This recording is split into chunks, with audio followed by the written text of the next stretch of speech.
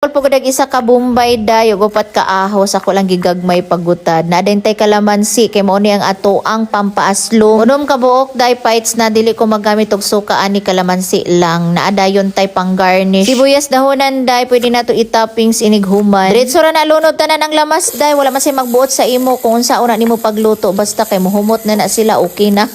O gilunod na sa dayon nato tanan din ha ang ato mga sagulday kay ro maluto na kay gutom na. Imikos-mikos ra jud ni nato silang tanan day dali ra kay ni sila maluto kay nipis ra man kaayo ang atong pagkagutad ana nilang tanan. Mintras wala pa siya naluto day ato po dan siyang hinay-hinay og puga ning mga kalamansi kay ato ning ilunod karong taud-taud. Duha dayon ka kutsara nga oyster sauce nagbutang pod ko asin gamay, black pepper og kini dayon kalamansi ato nang ilunod magbutang sa tag isa ka baso nga tubig. Sugar to taste lang dayon day lamiyon ta ni kung naay pineapple day pero wala man tay pineapple kanira ayom-ayom mo nato. Nagbutang lang dayon ko gamay nga slurry day para mulapot-lapot pod ang ato ang sauce. Kung ingon ani na dayon na yang consistency day okay na kaayo ni siya day og ready na dayon nato i-topping sa ato ang isda.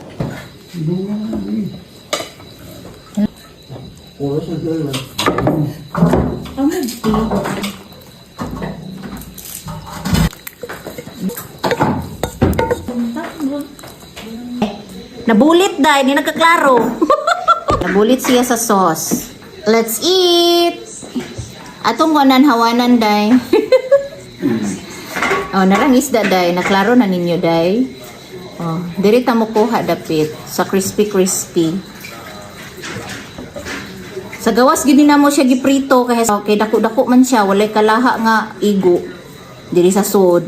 Katurang kalaha nga dako sa gawas. First bite, imo day. Lamig kayo.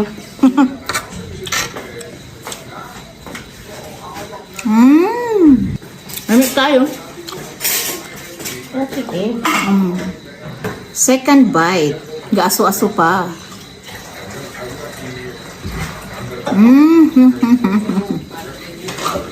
Lamig kayo ang escabeche sauce. Ang akong gigamit kay limonsito ra. Third bite.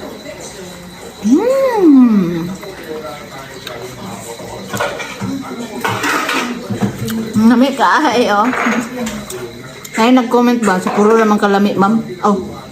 Ang saon din ako pag-ingon. Lami man gid bitaw.